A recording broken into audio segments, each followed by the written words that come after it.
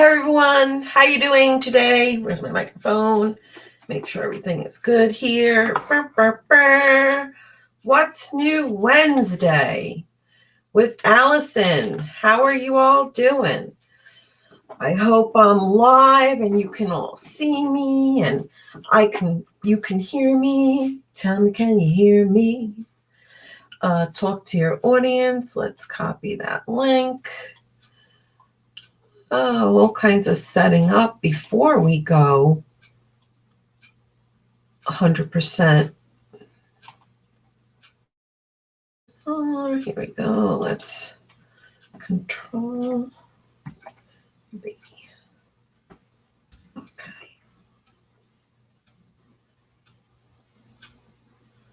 Okay, so if anyone wants to comment, you can comment. So, hey guys, how's it going? How is everybody doing? We still don't know who the president of the United States is. We do know, but we're not sure. We have some contesting going on here in the United States. Well, que sera, sera. Life will go on. Whether we like it or not, it doesn't skip a beat. Not for a second. And speaking of skipping a beat, everything always changes. We know everything always changes. That change is constant. Change is inevitable. Change is a part of life. And change is, I want to say it's like acceptable, but change is, it is. You have to be able to accept change because it's just going to freaking happen, whether you like it or not. So things are going to change. And as they change, you have to make decisions. And today I was talking to my social media assistant, and she's changing her business up. And I can only say I'm really happy to see people changing and growing and how her business is morphing. And I'm really happy for her. She's done a terrific job with me. And I'm going to have to transition to a different person to manage my things for me. But everything happens for a reason, yada, yada, yada.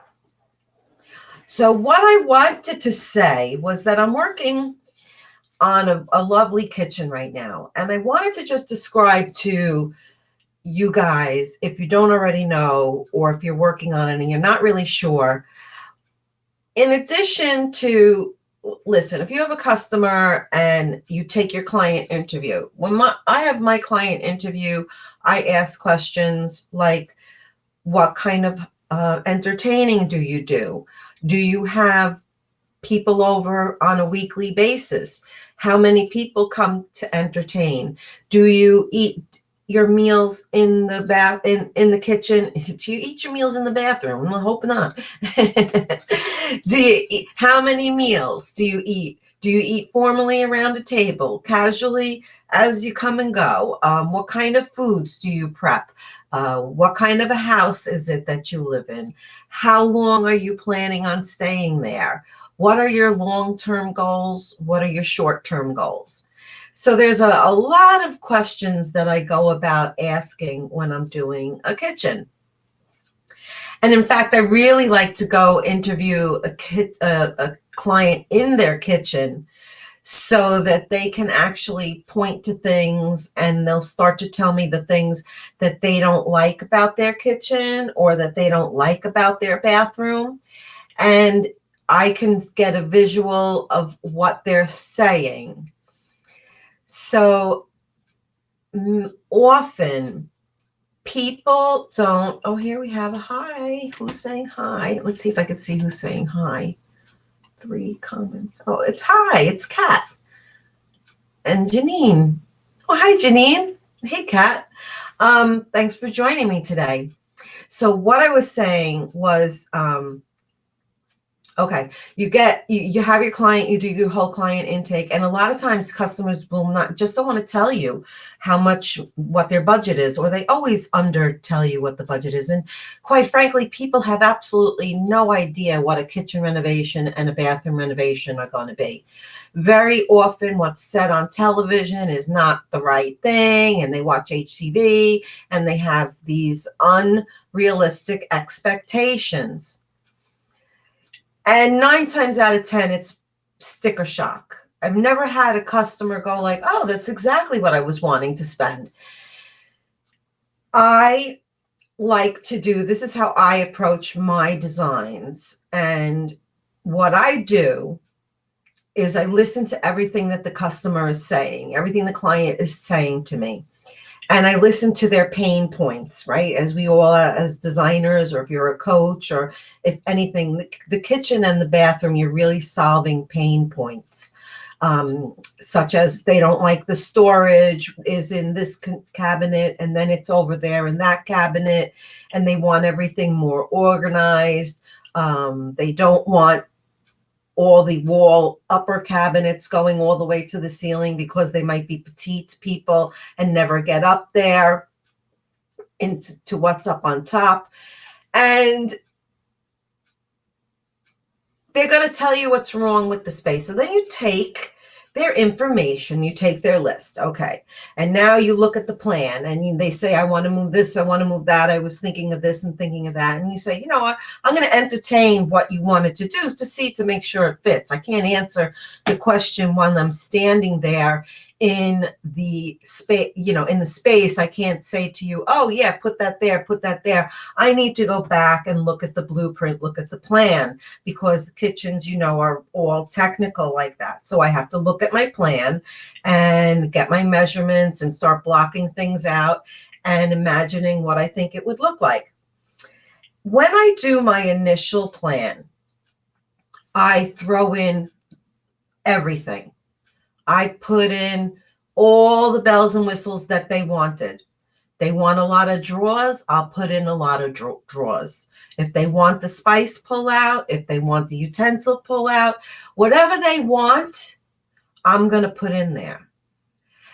And I'm going to give them the glass. I'm going to do a wonderful, gorgeous design. You cannot What I do is then you present it to the customer. Okay. And I've been doing this for decades, and you always present it to the customer. It's so different than working on a living room or a room, a space with furniture and textures and finishes and wallpapers. It's a completely different room. So the selling is different. The way that you sell to people when you're doing a kitchen is different. And when you're doing a bathroom is different.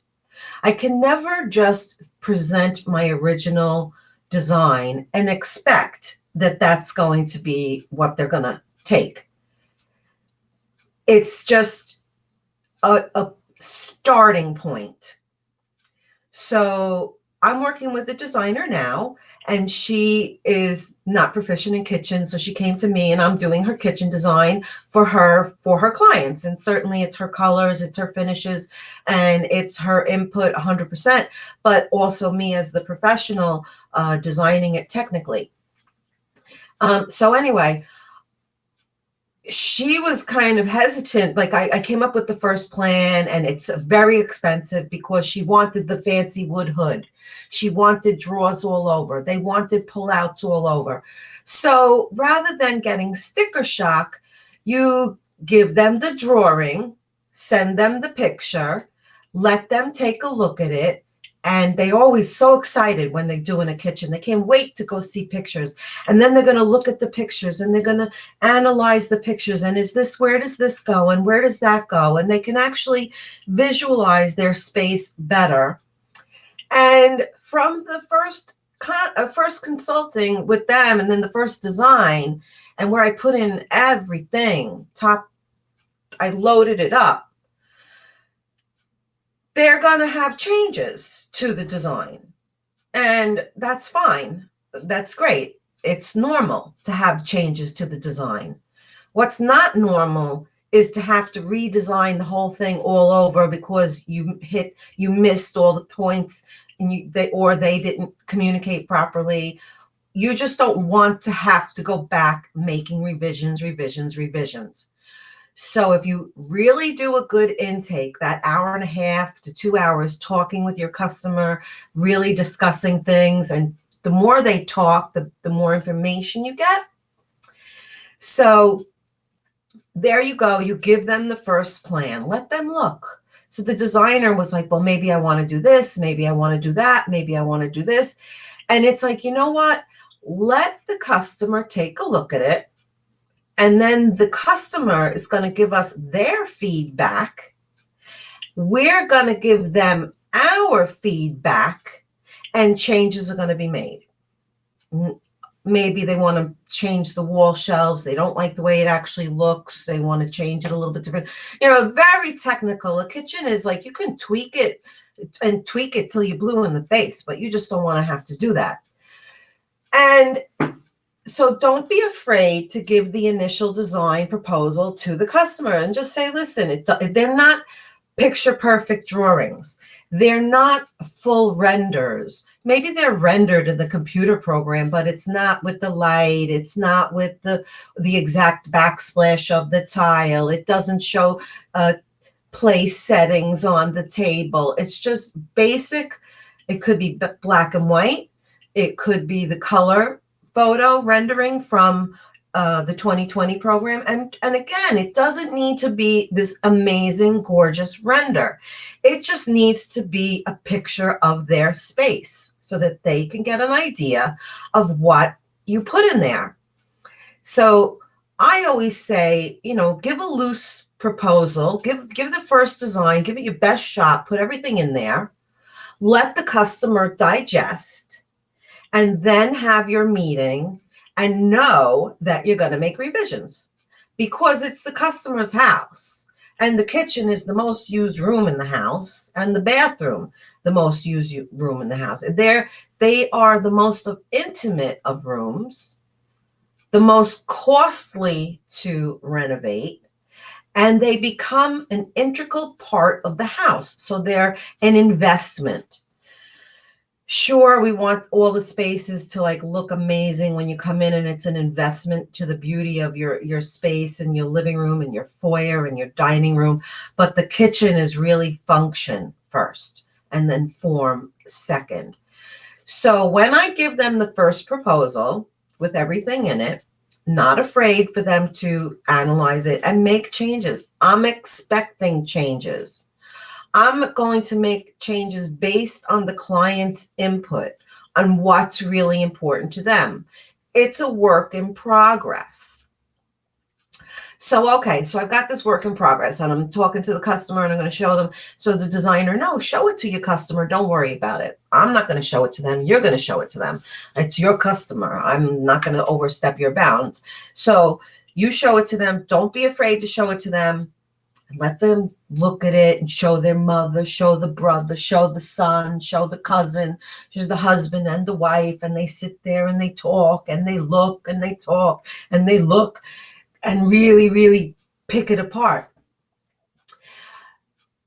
The second meeting, you give them the price after they talk about how they like it, what they like. You describe it now. Well, in this cabinet, I put the rollout spice thing you wanted. In this one, I put the utensil rollout you wanted. I put the knife block in. I put drawer dividers all nice in all the top drawers, a cutlery divider. I did a Super Susan corner, Super Lazy Susan with the wood, with the chrome. I did a rollout underneath the sink give them the total package of needs and wants. You can always edit. Well, you totally edit. The first option is always going to get edited, without a doubt. Very few do you. And if you do it good the first time, you're editing very little. Okay, that's the key. Don't be afraid to edit it. You give them everything they want. Everything that was on their wish list, and I've organized all your Tupperware is going to be over here in this cabinet and this cabinet, and all your pots and pans are going to be over here in this cabinet and this cabinet. And I put in all those deep drawers that customer loved. I open the drawer and they go, I love this cabinet. I want this cabinet. And I put that in there. I love this hood. I want the hood like this. I put that hood in there. Okay. So the price for everything you want is 9 times out of 10 over budget, because they have no idea what they want, what everything costs. So you're giving them like a reality check. And you're also, a salesperson, you're going to tell them the quality of the cabinet and, the price group you're going to be into in this category, the price group you're going to be into in this category. But when they don't really want to tell you the budget, you kind of go like, okay, well, you're going to be between $50,000 to $70,000. Here it is. It's $75,000. And then they might go like, oh, what do you do? I love the layout, but it's too much money. Okay. What you need to know is I can design the same kitchen and start taking things out. For instance, a drawer base. Drawers are expensive. The drawer front plus the box. So if you have a kitchen that has no bank of drawers, whether it's 3 drawers, 4 drawers, there's no drawers, that's cheaper. That's less expensive cabinet. It's less expensive to have a cabinet with a drawer and 2 doors with a rollout than it is to have drawers. Okay.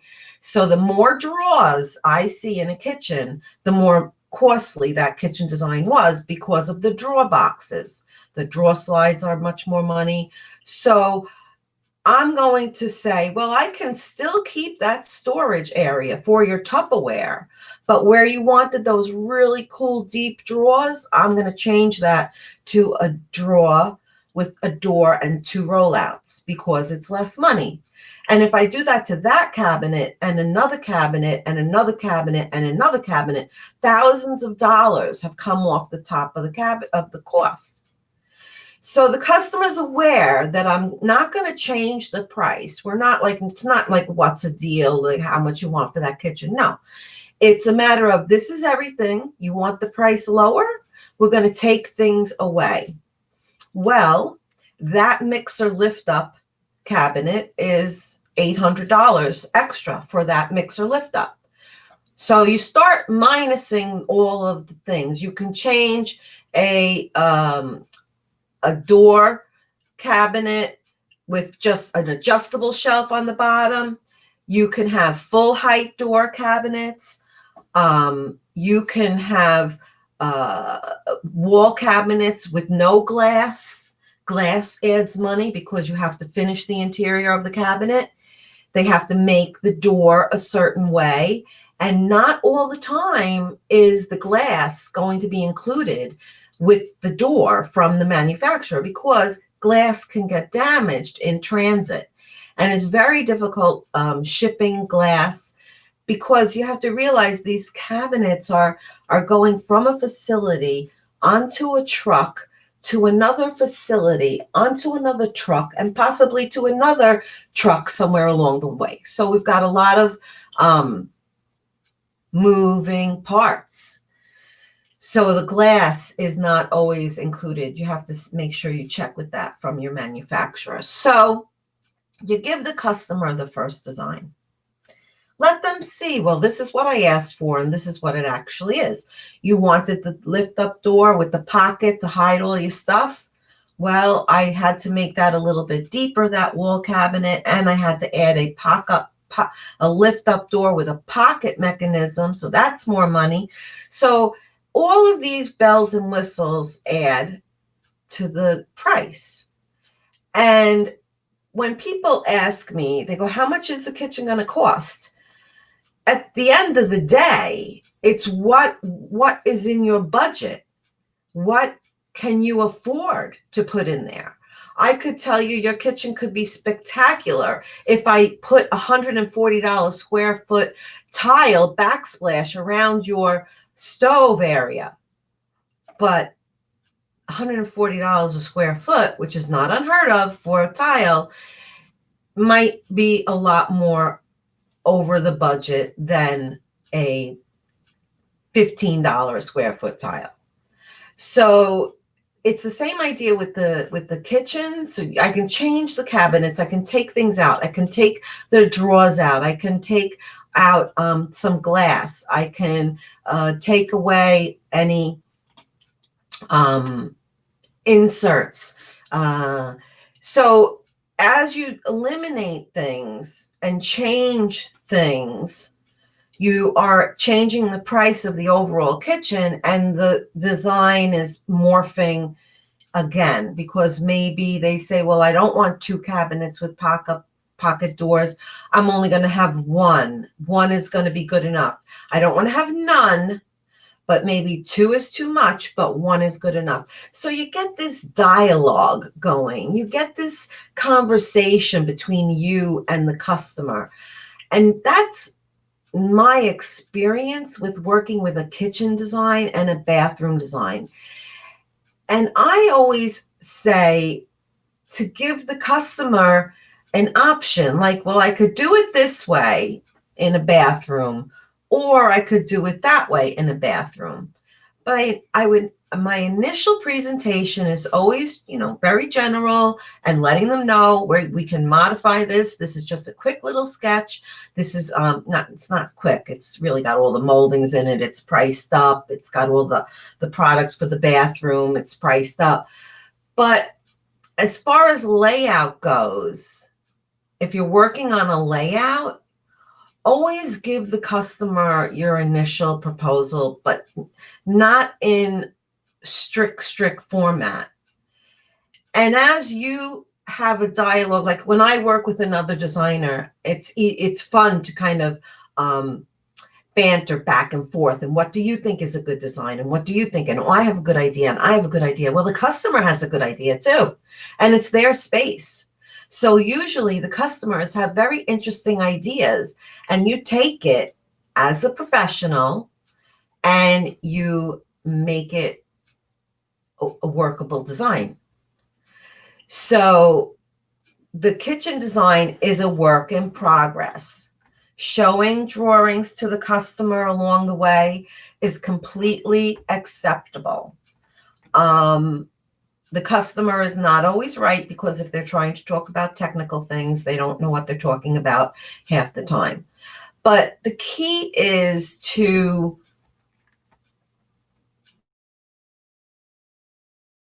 not mind that it's not pristine presentation. It doesn't have to have just because the rendering, it doesn't look like one of those from the eDesign Tribe, which they're absolutely phenomenal, gorgeous. Like that would be a rendering I would save for the last, the really, really fancy done to the nines. Like this is the fabric you chose. This is the paint you chose. This is the floor coloring, and this is what it's actually going to look like. But with a kitchen, you can modify things, and it's really, you're talking about inches and fillers and clearances, door spaces, opening a cabinet, who's standing there, how are you going to wash the dishes, who's going to pass behind you, where's the appliance, is there an island with a dishwasher behind you, directly behind you, or offset behind you. I've done that before, where I've done a kitchen with 2 dishwashers, and what I did was I put by the sink, I put one dishwasher to the left, and on the island behind, I put the dishwasher on the right, so that I don't have 2 dishwashers opening up into each other, because we all know that that's a no-no. No appliances should be opening into each other. You don't want the appliances opening into the back of the person at the cooktop or the back of the person at the sink. We try and keep those kind of like offset to the side, so that you're not interfering with people because you stand in front of the sink. Someone in front of the sink is standing there for a few minutes. Someone who's in front of the countertop is cooking is going to stand there for a few minutes. So there's so much to think about. It's helpful to get the idea of the homeowner. And entertain it. So you give them maybe 3 pictures. And a lot of times, like when I give my first presentation, I don't even put it in color. I just print it out in black and white and add some of my marker to it. And then everyone goes, oh my God, that's so amazing. But the customers love it. And I didn't have to invest any money. I didn't have to spend a lot of time. It's not written in stone. It didn't take me a week to do that drawing. Just the design, yes, but not the drawing to show it to the customer. So anyway, that's my tip for today is to don't be afraid to show the customer the initial concept, whether you really love it or you don't like it, because you could keep tweaking that kitchen and that bathroom, well, the kitchen more than a bathroom. You could tweak that kitchen till you're blue in the face. You can make this cabinet into that cabinet, making that cabinet into the other cabinet. I can make one big cabinet or 2 smaller cabinets. I could make it, one gigantic drawer or 2 drawers. There's so many variations when it comes. Then also the cabinet inserts. Well, you love the idea of having that pull-out pantry where you just put all the utensils in it and you just stick them in there like that. That's great. But if that's a $1,500 cabinet, you might go, you know what? I think I'll just get a regular drawer base or whatever. So it always comes down to finagling the design to hit the price, and taking things in and taking things out and knowing what cabinet's more expensive than another cabinet. And I know these things because I've been doing it for so long. Like, I know those blind corner cabinets, everyone's like, oh, I love this. That's one expensive cabinet, and the shelves really aren't that big inside of it. So to me, it's not that great of a cabinet because it doesn't have as much storage as you would really like it to have. You think it's going to have a lot of people. People are more wowed with those pull-out things. Let me pull out this and pull up this, and they love gadgets in the kitchen. All those gadgets are lots of money. And now with all the cabinets with the lighting on the inside, gorgeous, stunning, expensive, harder to install. You have all these electrical connections that need to be made on site. Really beautiful. I know I put a light in on my I got a Hayfala little stick-on light for your cab motion sensor. I put it under my sink. I have a corner sink base, which I hate, but it's the only way to go in my kitchen. And I put that little light there, and every time I open the door, it lights up the whole cabinet. It's like a whole new world. Just that light.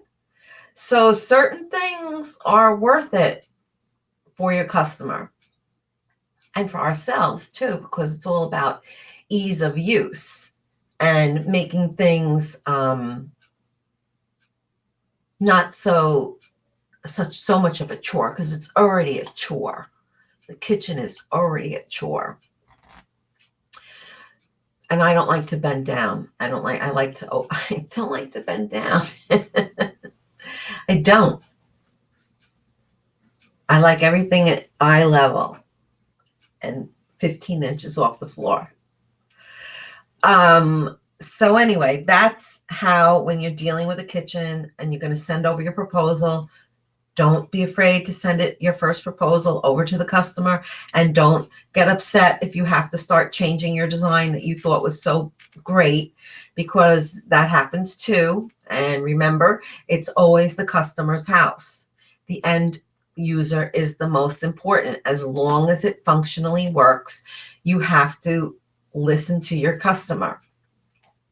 I've had to do that before, where I had a nice peninsula and I made an island, and they go, you know what? I don't want that. I want to change it to be like this. And you're like, oh, it was such a good design. Well, get over it. Pick up the pencil and make some changes. And at the end of the day, it's not the end of the world, because change is what happens in everything. So your design might change, the customer's mind might change, the whole scope of the project might change, the budget might change. So because we can't be afraid of change in any regard, don't be afraid to show the stuff to your client and get their feedback as you're working through your process.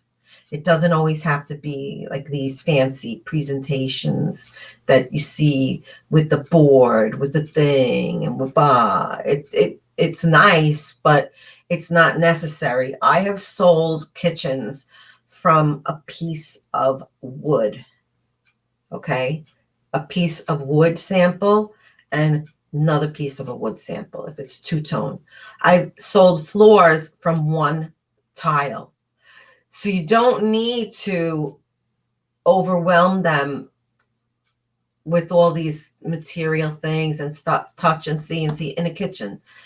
Just show them the drawings and let them talk about it. Don't let them wait until they come there for your meeting, where now you're having to have the discussion. Let them go home, let them see it, give it to them, email it to them, maybe talk to them over the phone, so that when you do have your in-house meeting and you're sitting over there with them personally to make revisions, you're not having to explain everything all from the beginning, or they've already had a chance to absorb the new design proposal and they've got some ideas on what they think they might want to do.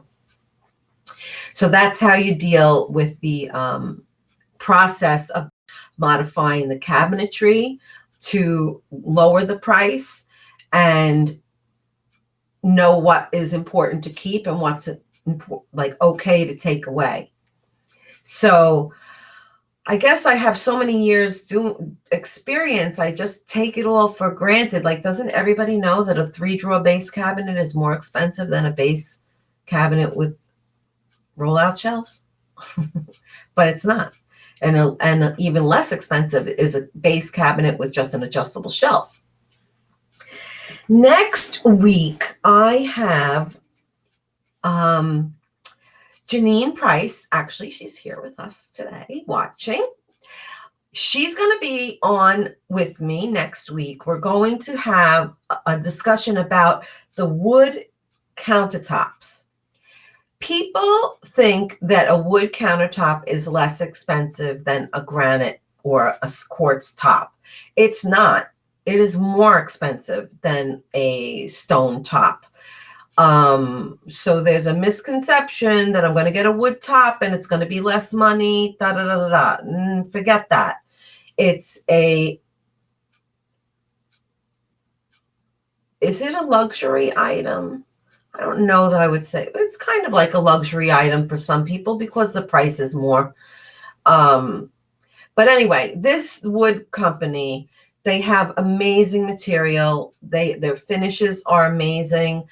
They've got some kind of a special finish for a lifetime.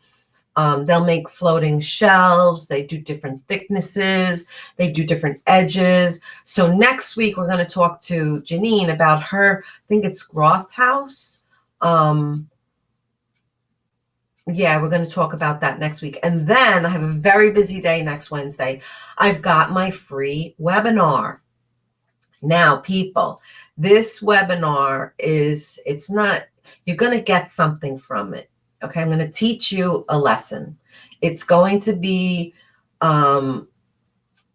very beneficial for you. You're going to learn something. I do not like webinars where I'm just talking about something to give you a pitch. No, I want to teach you something. I want to give you value for your time. And at the end of the webinar, I will send out a few PDFs of the information that I talked about. I want to talk about cabinetry. The key component to kitchen design and bathroom design are the actual cabinet boxes. And there's so much information of why one cabinet is more money and why one cabinet is less money. You know, I talk about that all the time. So in my new course that I'm launching after next week is all about construction. knowledge is power. My motto, knowledge is power. So as a designer, you need to know exactly what you're specifying for your customer, because it's what is behind the door. We're going to analyze the door and back. I'm going to talk about all things really nitty gritty, technical about cabinet boxes and woods and joinery and so many other things. It's really going to be great. So my first course that I have up for sale in the Kitchen and Bath Design Academy talks about the guidelines, basic kitchen design guidelines, and then the basic bathroom design guidelines, because there are guidelines based on the National Kitchen and Bath Association, based on building codes and occupancy and things like that. So if you don't already know about the basic kitchen design guidelines and bathroom design guidelines, those courses are available for purchase in the Kitchen and Bath Design Academy. So what next week I'm going to be talking about in the webinar is going to be discussing what's going to be going on in the new course. Okay, so I'm going to give you a sample for no charge for my new course that I'm launching. So it's really beneficial for you if you want to learn a little bit technical things. This is the webinar for you, and this is the course for you. Da, da, da. Oh my gosh, I've been working on so many things. I feel like all I'm doing is working and working and working. Oh, but anyway, I guess we all feel like that. So we have to make sure that we cover our face, wear our mask, wash our filthy hands, practice social distancing. Let's try and get through this winter as a safe world. We will get through this because everything changes. Like I said from the beginning, change is guaranteed, and this will be changing too. So we won't have to wear these masks forever. Although maybe some people will wear the masks forever. Who knows? Who knows? You know, I don't know. So that's my thing for today, talking about cabinetry. And yeah, once we get better at, once you learn more about the cabinetry, manipulating it, how to make things more expensive and less expensive, and, designing within the cabinet lines, it's a very interesting business, and I love it so much. And if you don't know or you want to know more, this is the place to be. So thanks for watching, everybody. Have a great day. Ciao for now. Peace out. Let's see. We're going to end it. And thank you for your time. Thank you for your time. No, thank you. No, thank you. I don't think I have any other questions. No, that was it. Thanks, guys. Have a great one. Stay healthy.